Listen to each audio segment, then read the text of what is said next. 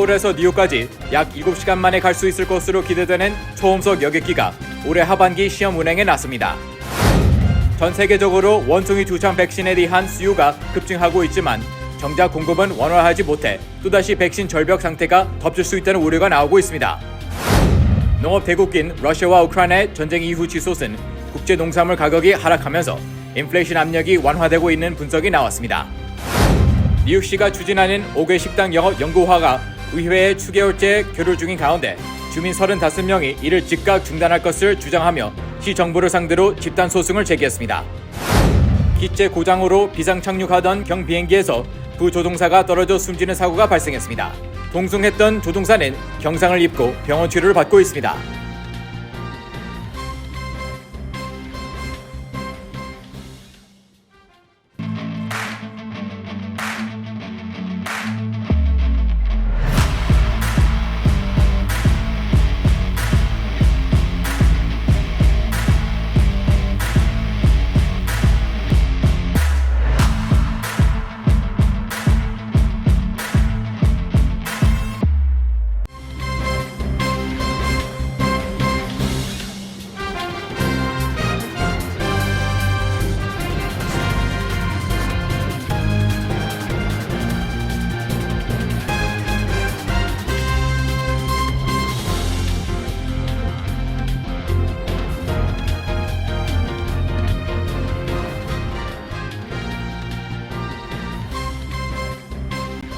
여러분 안녕하십니까? KBTV 뉴스 9 이창원입니다. 기존 항공 운행 시간을 절반으로 단축하는 초음속 여객기가 올해 하반기 시험 운행에 나섭니다. 이번 여객기가 도입되면 서울에서 뉴욕까지 7시간 20분 만에 갈 수 있을 것으로 기대되고 있습니다. 첫 번째 소식 전상희 기자가 전합니다. 항공우주국 나사가 제작 중인 초음속 여객기 X-59가 올해 말 시험 운행에 들어간다고 CNN이 보도했습니다. 나사는 올해 시험 운행을 시작해 2024년부터 미 전역의 6개 주로 확대할 계획입니다. X-59는 나사와 미국 방산기업 록히드 마틴과 함께 개발하고 있는 초음속 여객기로 17km 상공에서 음속보다 빠른 시속 1500km로 비행할 수 있습니다. 이는 운행 시간이 절반으로 줄어들 수 있다는 의미로 이 여객기가 실제 도입되면 서울에서 뉴욕까지 7시간 20분 만에 갈 수 있을 것으로 보입니다. X-59의 가장 큰 특징은 항공기가 음속을 돌파할 때 기체 주변의 음파가 압축되면서 발생하는 굉음인 소닉 붐 현상을 최소화했다는 점입니다. X-59는 빠른 속도로 비행해도 농구공을 바닥에 튕기는 소리 정도의 소음만 발생해 주변에 피해를 주지 않습니다. 유선형 구조인 X-59의 기체 길이는 30.5m이지만 폭은 날개를 포함해 8.8m에 불과할 정도로 몸체가 가늘고 기체 앞부분인 기수 부분은 전체 길이의 3분의 1인 10m에 달할 정도로 길게 설계됐습니다. 일반적인 여객기와 달리 조종석에 유리창이 없고 대신 조종사는 외부 비전 시스템이라 불리는 디스플레이 화면을 통해 전방을 보고 기체를 조종해야 합니다. 나사는 지난 21일 풍동 테스트를 실시한 결과가 매우 성공적이었다고 전했습니다. X-59는 2028년 열리는 전 세계 항공기 규제를 담당하는 국제민간항공기구 국제회의에서 운항을 허가받는다는 목표로 늦어도 10년 이내에 상용화될 예정입니다. KBTV 뉴스 전상입니다. 미국에서 원숭이 두창 발병이 확산하고 있지만 추가 백신 수급은 현실적으로 10월 말에나 가능해 사실상 백신 절벽 상태가 도래할 가능성이 높아졌다는 전망이 나왔습니다. 한편 코로나에 이어 또다시 감염병 핫스팟으로 꼽히는 뉴욕시가 원숭이 두창에 대해 비상사태를 선포했습니다. 김은지 기자가 보도합니다. 워싱턴 포스트는 지난 30일 연방정부가 수십만 회의 원숭이 두창 백신 추가 확보를 발표했지만 10월까지 백신 공급이 어려워지며 3개월간 백신 공백이 이어질 수 있다고 보도했습니다.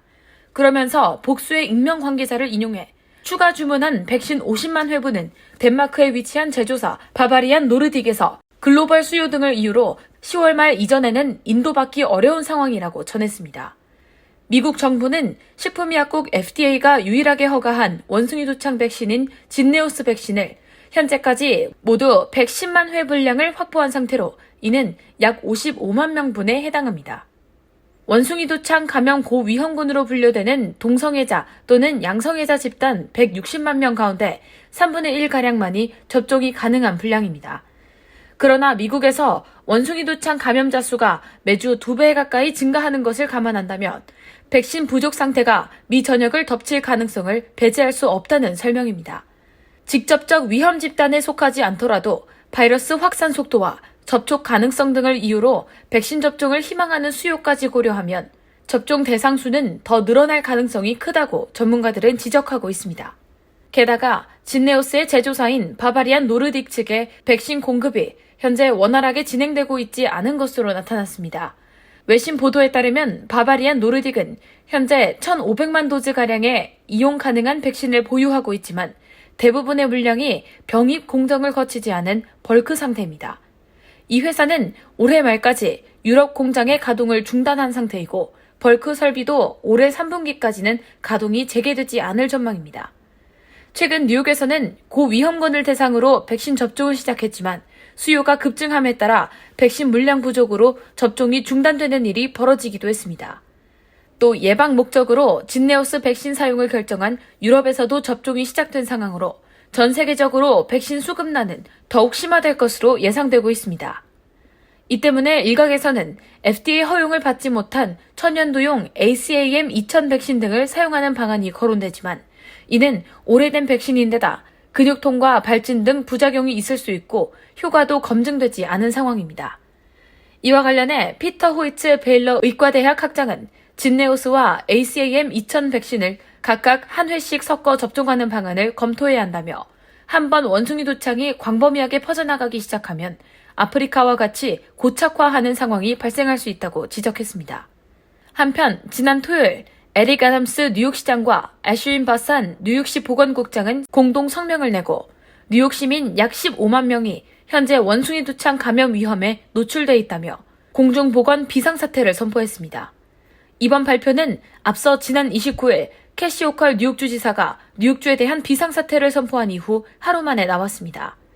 뉴욕주는 미국에서 원숭이 두창이 가장 빨리 확산하는 지역이며 그 중에서도 특히 뉴욕시에 집중됐습니다. 질병통제예방센터 CDC의 주별 감염자 집계에 따르면 이달 28일까지 1,345명, 캘리포니아주에서는 그 다음으로 많은 799명이 보고됐습니다. 샌프란시스코시는 미국 내에서 가장 먼저 지역 공중보건 비상사태를 선포했으며 오늘자로 발효됐습니다. KBTV 뉴스 김은지입니다. 올해 우크라이나 전쟁 이후 치솟은 국제농산물 가격이 국제상품 거래 시장에서 하락하면서 인플레이션 압력이 완화되고 있다는 분석이 나왔습니다. 보도에 전장 기자입니다. 러시아와 우크라이나는 지난해 글로벌 시장에서 밀의 28%, 옥수수의 15%를 수출한 농업 대국인데 러시아가 우크라이나를 침공하자 글로벌 농산물 시장이 요동을 쳤습니다. 유엔 식량농업기구가 발표하는 세계 식량 가격 지수에 따르면 우크라이나 침공 직후인 3월에는 전달보다 13%나 지수가 급등했습니다. 그러나 이후 3개월 연속 하락해 6월 기준으로 3월보다 3% 낮은 상태를 보였습니다. 상품 거래 시장에서 밀 선물 가격은 우크라이나 전쟁 발발 시점인 2월 24일 수준을 회복했고 옥수수는 올 들어 가장 낮은 수준으로 떨어졌습니다. JP모건은 글로벌 시장에서 농산물 가격의 상승률이 2분기에는 13%에 달했지만 4분기에는 절반 수준 이하인 5.5에서 6%로 둔화할 것이라고 내다보면서 농산물 가격의 안정이 글로벌 인플레이션에도 청신호가 될 것이라고 분석했습니다. 농산물 가격의 안정이 글로벌 인플레이션을 1.5%포인트, 신흥시장 인플레이션을 2%포인트 낮출 것이라는 전망입니다. 반면 우크라이나 전쟁이 어떤 방향으로 진행될지 알 수 없는 데다 이례적인 고온과 가뭄 등 자연현상이 농산물 생산에 부정적인 영향을 미칠 것이라는 예상도 나오고 있습니다. 한편 미국은 중간선거가 100일 앞으로 다가오면서 조 바이든 행정부에 대한 경제 심판론이 화두로 떠오르고 있습니다. 특히 경제 고통지수가 금융위기 수준까지 치솟으면서 민주당의 패배를 전망하는 목소리가 커지고 있습니다. 블룸버그 통신은 지난 6월 경제 고통 지수가 12.7을 기록하면서 글로벌 금융 위기였던 2009년, 유럽 재정 위기였던 2011년 수준까지 치솟았다고 전했습니다. 6월 실업률은 3.6%로 낮았지만 물가 상승률은 9.1%에 달했습니다. 이에 따라 경제 상황 악화가 표심에 큰 영향을 미치면서 민주당이 이번 중간선거에서 하원 의석을 30에서 40석 정도 잃을 것으로 관측됐습니다. KBTV 뉴스 전상입니다. 뉴욕시의 5개 식당 프로그램은 팬데믹 기간 재정난에 처한 많은 식당을 살렸지만 계속되는 소음과 교통 혼잡, 쓰레기와 주의 문제로 주민들은 여전히 골머리를 앓고 있습니다. 5개 식당 영업의 영구화 계획이 수개월째 정체되어 있는 가운데 주민 35명이 뉴욕시를 상대로 이 프로그램을 폐기할 것을 요구하는 내용의 집단 소송을 냈습니다. 김은지 기자가 보도합니다. 시정부를 상대로 소송을 낸 주민 35명은 뉴욕시의 5개 식당 영업 프로그램이 시작된 이후 과도한 소음과 교통 혼잡, 통제되지 않는 쓰레기와 쥐 개체수 증가 등의 문제를 낳았다며 현재 의회에 상정돼 수개월째 표류돼 있는 영구화 계획은 물론 프로그램의 시행을 즉각 종료해달라고 밝혔습니다. 이외에도 5개 식당 시설은 보도나 도로를 차단하게 만드는데 다른 방역 조치는 완화됐는데도 여전히 민간 기업의 이익을 위해 상당한 부분의 공공 공간을 빌려주는 것은 합당하지 않다고 말하고 있습니다. 소장에 따르면 지난 2020년 6월 시작된 오픈 레스토랑 프로그램은 코로나 바이러스 확산 속 사회적 거리두기 규제와 좌석 수용 인원 감소 규제 등으로 재정 위기에 처할 업주들을 돕기 위한 목적으로 시행됐습니다. 그러나 이제는 백신 접종 등을 통해 사태의 심각성이 완화되었고 프로그램 시행의 근거가 되었던 방역 지침 관련 행정명령이 더 이상 존재하지 않기 때문에 시행 명목 또한 없어졌으며 이제는 철거해야 마땅하다는 주장입니다. 한편 시정부의 계획대로라면 2023년 1월부터 뉴욕시에선 새로운 기준에 따라 5개 식당을 영구적으로 운영할 수 있을 전망이었지만 지난 3월 뉴욕주 법원이 시정부가 5개 영업 영구화 진행 과정에서 적법한 절차를 따르지 않았다며 지난해 10월 뉴욕시 거주자들이 제기한 소송에서 원고의 손을 들어주며 영구화 절차의 발목을 잡았습니다. 이후 관련 조례안은 물론이고 디자인 등 세부 절차도 진전이 없는 상황이며 뉴욕시 교통국 등도 새로운 5개 식당 디자인이나 라이선스 문제 등을 전혀 논의하지 못하고 있습니다. 이번 소송의 원고 35명과 지난해 10월 소송을 제기한 원고 22명은 모두 뉴욕시 내 식당이 대거 자리 잡고 있어 소음과 위생, 교통 문제가 심각한 지역들의 주민입니다. 약 1년 전에는 뉴욕시 식당의 5개 영업 영구화를 위한 주민 공청회에서 인근 지역 주민 수백 명이 몰려와 즉각 중단해달라는 목소리를 높이기도 했습니다. 예상외로 식당 업주들의 불만도 적지 않습니다. 정해진 것이 없어 기존 5개 영업시설을 적당히 손봐서 쓰고 있는데 기존 시설은 낡거나 도로를 침범한다는 이유로 단속 대상에 걸리는 경우가 많아서입니다. 뉴욕주 법원의 판사는 뉴욕시가 5개 영업이 환경에 미치는 영향을 추가로 연구할 필요가 있다며 뉴욕주의 환경품질검토법에 따라 식당 5개 영업 영향을 검토해야 한다고 지적했습니다. 하지만 시교통국은 환경 영향은 충분히 검토했다고 항변하며 1심 결정에 항소했으나 이후 심리가 열리지 않고 있는 상황입니다. KBTV 뉴스 김은지입니다. 하늘에서 기체 고장으로 비상 착륙을 준비하던 경비행기에서 부조종사가 떨어져 숨지는 사고가 발생했습니다. 당시 동승했던 조종사는 부조종사가 탈출을 위해 스스로 호수에 뛰어내린 것 같다고 진술했습니다. 김은지 기자가 보도합니다.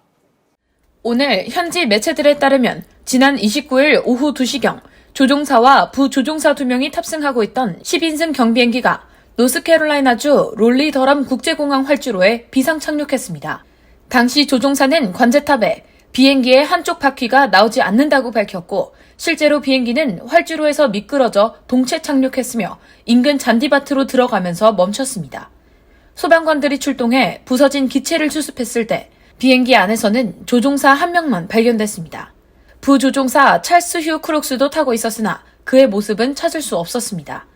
조종사는 크룩스가 비행 도중 사고로 인해 비행기가 불시착하려 하니 인근 강으로 떨어지기 위해 기체에서 스스로 뛰어내렸다고 진술했습니다.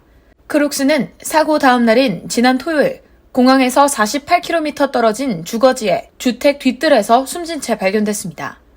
크룩스가 추락한 주택 인근에 거주하는 주민은 현지 매체와의 인터뷰에서 당시 뒷뜰 쪽에서 쿵 하고 큰 소리가 났다며 당시 뭐가 떨어졌는지 보진 못했지만 이후 경찰이 나무에서 시신을 수습했다고 말했습니다. 그러나 크룩스의 시신은 낙하산을 착용한 모습은 아니었던 것으로 전해졌습니다. 지금으로선 조종사의 진술만 있는 상황입니다. 미 연방항공국과 국가교통안전위원회는 크룩스가 사고로 비행기에서 떨어졌을 개연성을 배제할 수 없다고 보고 자세한 사고 경위를 조사하고 있습니다. 현재 조종사는 경상을 입고 병원에서 치료를 받고 퇴원했습니다. KBTV 뉴스 김은지입니다. 뉴욕주가 최근 평년 수준 이하의 강우량을 보이고 지하수 수위도 낮아지자 가뭄주의보를 발령했습니다. 국립기상청은 앞으로 남은 여름철 동안에도 뉴욕주가 평년보다 높은 기온과 낮은 강수량을 보일 것으로 예측했습니다. 가뭄주의보가 내려진 지역은 나소와 서포 카운티를 포함한 롱아일랜드 지역과 뉴욕주 서부 지역인 그레이트 레이크스와 핑거 레이크, 사우스 티러 지역 등에 속한 총 21개 카운티입니다. 이에 따라 뉴욕주는 주민들에게 앞으로 몇 주 동안 물을 절약할 것을 권장하고 주요 지침으로 우선 필요할 때만 잔디에 물을 주고 물의 증발을 피하기 위해 아침 일찍 물을 줄 것을 권고하고 있습니다. 저장된 빗물과 제습기나 에어컨에 모인 물을 재사용해 잔디와 식물에 물을 주고 차도와 인도를 청소할 때 물 호스를 이용하지 말고 물이 새는 파이프나 호스, 수도꼭지는 수리할 것을 당부했습니다. 오는 9월 말로 끝나는 연방정부 2022 회계연도에 사용 가능한 취업 영주권 쿼타가 규정상 정해져 있는 연간 14만 개의 2배에 달하는 총 28만여 개로 나타났습니다. 이민 변호사들에 따르면 지난 2021 회계연도에 가족 이민 쿼타 미사용분 약 14만 개가 이월됐기 때문이라고 설명했습니다. 국무부와 이민서비스국은 회계연도가 끝나는 9월 말까지 취업 이민 영주권 신청 서류들의 수속을 서둘러 최대한 많은 케이스들의 처리가 끝날 수 있도록 하겠다는 입장입니다. 국무부와 이민서비스국은 지난 6월 30일 현재 총 17만 6,281개의 취업 이민 영주권 쿼타를 소진한 것으로 집계됐습니다. 이에 따라 2022 회계연도가 끝나는 9월 말까지 사용할 수 있는 취업 이민 영주권 쿼타는 아직 10만여 개가 더 남은 셈입니다. 연방하원이 총기 난사 사건에 사용된 돌격 소총의 민간인 판매를 금지하는 법안을 통과시켰습니다. 미국은 1994년 돌격 소총을 민간용으로 제조하지 못하도록 하는 법을 제정했지만 10년 뒤인 2004년 만료됐습니다. 돌격 소총 판매 금지 법안은 최근 뉴욕주 버팔로, 텍사스주 유벨디, 일리노이주 하일랜드 파크에서 연이어 총기 난사 사건이 발생하면서 돌격 소총을 이용한 범죄에 대한 우려가 커진 상황에서 나왔습니다. 그러나 하원에서 통과된 법안이 상원의 문턱을 넘을 수 있을지는 미지수입니다. 미 의회는 지난달 21세 미만 총기 구매자에 대한 신원 조회를 강화하고 학교 안전과 정신건강 프로그램 강화를 위한 예산 150억 달러를 집행하는 내용의 총기 규제법을 통과시켰습니다. FDA는 바나나 보트 헤어 앤 스카프 선스크린 스프레이 SPF 30 제품에 벤젠이 기준치 이상 함유되어 있는 것으로 확인됐다고 밝히면서 리콜 조치했습니다. 관계자에 따르면 제품 성분에는 벤젠이 포함되어 있지 않지만 분사 추징제로 사용된 성분에서 벤젠이 검출됐다고 전했습니다. 제조사인 에듀웰은 제품의 사용을 중단하고 적절하게 폐기할 것을 권고했습니다. FDA는 스프레이형 자외선 차단제에 대해 사용할 때 호흡기로 제품 성분이 들어가 건강상 문제를 일으킬 가능성을 우려하며 어린이에게 사용하지 말라고 경고한 바 있습니다.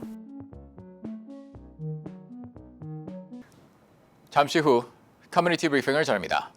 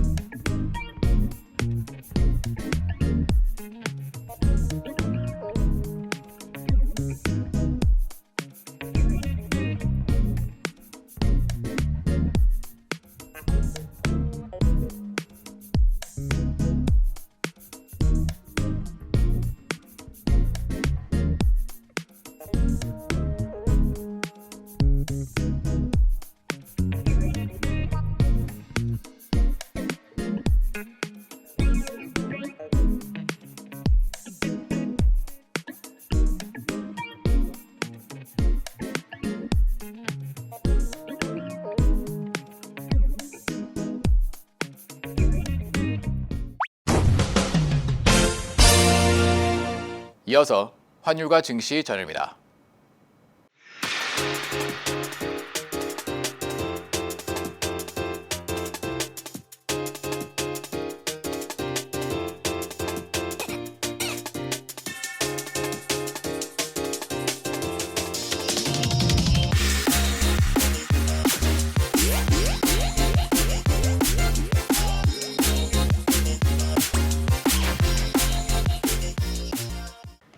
잠시 후 뉴욕과 뉴저지 날씨 전해드립니다.